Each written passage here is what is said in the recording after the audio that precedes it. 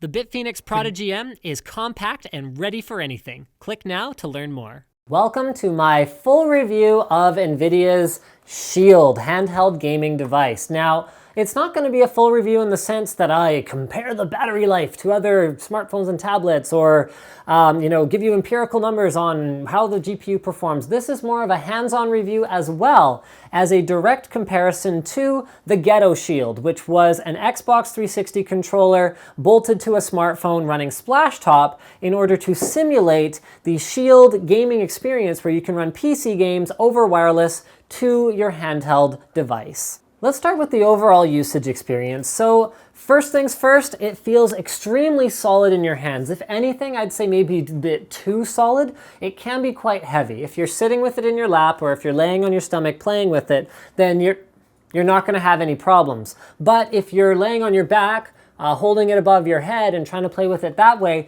then you might run into a little bit of difficulty with your arms getting fatigued after 5 or 10 minutes, and you might have to shift a little bit. With that said, it really doesn't feel like they added the extra weight for no apparent reason, because it's got a nice beefy battery in it. You don't really feel like, oh, the battery in this thing sucks, I'm playing with it and I'm running out of battery. No, what happens is you play with it, you plug it in, and it'll be ready to go next time around. With that said, if you're not using the stock charger, which is a 2.1 amp charger, you're going to be wasting your time. A 1 amp charger doesn't even charge this device fast enough to keep it charging while you're playing an Android game on it. So make sure you're using the default charger. It is a nice compact 2.1 amp charger, so that's definitely a plus. In terms of ergonomics, I found that with my hands, it seems like it's designed for someone with slightly bigger hands than me. I do have really small hands. I wear like women's small motorcycle gloves, but I was able to reach the A, B, X, Y buttons and the D-pad without any difficulty, without shifting at all. The joysticks are, they're a bit of a stretch for me, but I can move them in all directions without too much of a challenge. I don't stand a chance of reaching any of these middle buttons without shifting. And actually at the back, the shoulder buttons as well as the triggers were fine as well. I didn't notice any heat that really bothered me, so nothing really transferred through the gamepad itself, and the exhaust vent on the back moves the heat away from your hands. In fact, it's a little bit warm right now, but really nothing unbearable. It's got mini HDMI as well as charging and a headphone microphone combo jack if you're not already familiar with the way that Shield works. And as far as the ergonomics, or as far as the design of the gamepad itself goes, it's excellent. The buttons here have a great tactile response. The joysticks feel really good. The one exception is the D-pad, which is kind of poopy. It's fine for something like, weapon switching or, functionality that's not critical.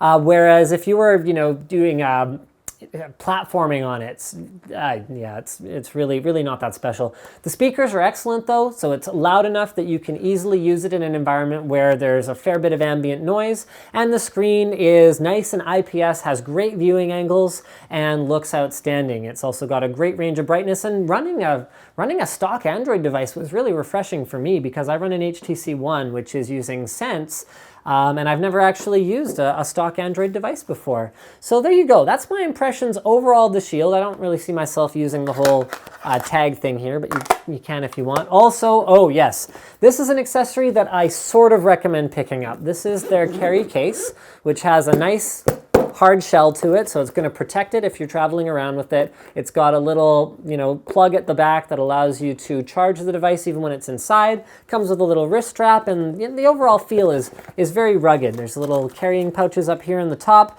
The one reason why I wouldn't recommend picking it up, because otherwise I really would, it's quite nice, is that I didn't find myself traveling with Shield much. By the time you've got the case and the Shield, it's quite bulky and quite heavy, so I found myself using it at home more than out and about. When I was out and about though, it was kind of cool because you get kind of a couple double takes. It's like, oh, what is he playing on?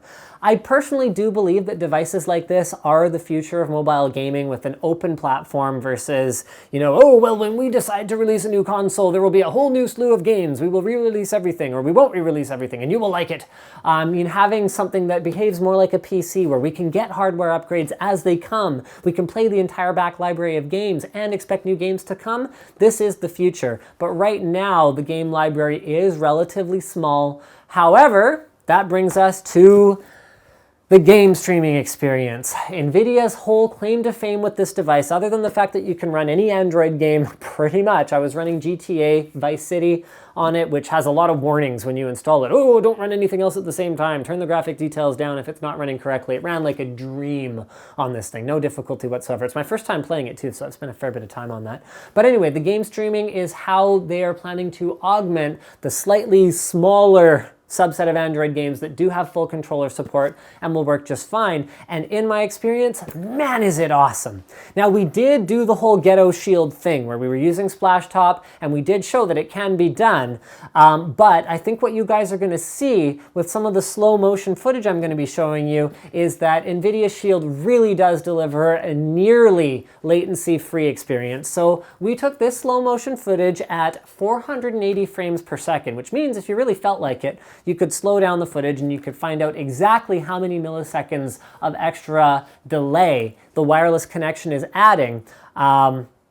But what's really going to stand out more than anything else is how close it is to the gaming grade 120 Hz monitor behind it. And now we're going to shift over to our Ghetto Shield with Splashtop that not only is not running as high a resolution, so it's 640 by 480 instead of 1280 by 720, although it still looks great on a 4.7 inch screen. Like, let's be really clear about that. It still looks fine. So it's lower resolution. You obviously get less battery life because you're using your phone. You obviously have to like bolt it to something in order to have it be a great experience. And there's all these things, but the latency is not even close. We found we could play games with the Ghetto Shield, but it's easy to play games with the proper Shield.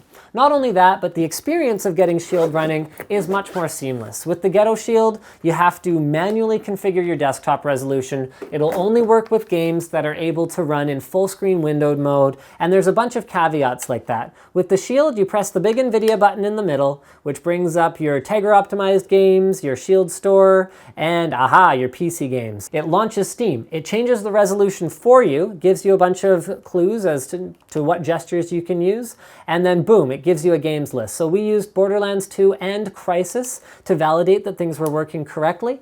Crysis was the one that, being an older title, it streamed great, it looked great, but you can really tell the HUD elements aren't optimized for it. There's a lot of key bindings that are designed for mouse and keyboard, so there wasn't really a corresponding button that made any sense.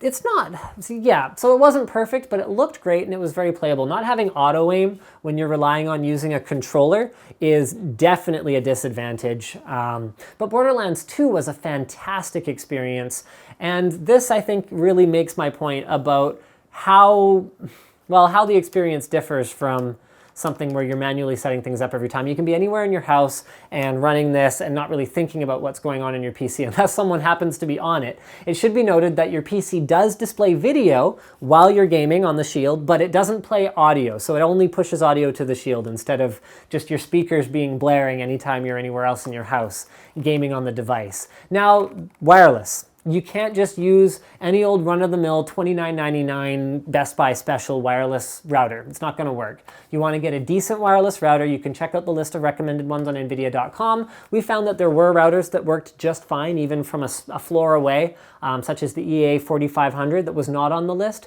but you need a strong concurrent dual band router. So that is 2.4 gigahertz and 5 gigahertz at the same time, because the wireless solution on the NVIDIA Shield is excellent, and that's part of what makes the technology work so well.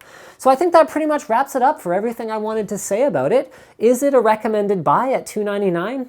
Hard to say, because much like any other console, it depends on the game library. So if you look at that Android library and you go, yeah, sure, that's worth it to me, I'm game, then great, that's perfect for you. If you look at that library and you go, that's not good enough, but oh, I have a PC library that I can use to augment it, I think I'll use this a lot around my house, then that might be good enough for you too. If you don't have an Android device at all, I actually found I'd used it a lot just for watching videos on Netflix or even replying to emails when I'm just out and about, and it happened to be the closest thing to me. I mean, the touchscreen's excellent. There are a few sort of UI things that are weird, like apps that are expecting to be running on a phone when they're running on a low resolution device and are optimized for portrait and don't really switch to landscape very well. Some of those were kind of funny. I'm like using it like this, but overall, it was a good usage experience. Other than that UI weirdness. Would I recommend it for 300? You know what, it's your call, but I understand why it costs 300. It has the latest Tegra 4 processor, which is extremely fast. It really does feel like a very buttery smooth Android experience, everything you're doing, whether it's graphics or the CPU itself. And you look at how much something like a phone costs. This is everything a phone is and more in some ways, except it doesn't happen to have a wireless connection for mobile data. That's the only real difference here, and like no camera on the back and stuff like that. But there's a lot of engineering that went into building this thing, and it's expensive to make. I think 300 is reasonable in terms of the hardware, and I think I've rambled quite enough. Leave a like if you like this video, leave a dislike if you disliked it, and leave a comment and let me know, do you think the future of mobile gaming is portable devices like this that run on an open platform, even if maybe NVIDIA Shield isn't the one? Maybe it's something that's a little bit more pocketable? I don't know. You tell me.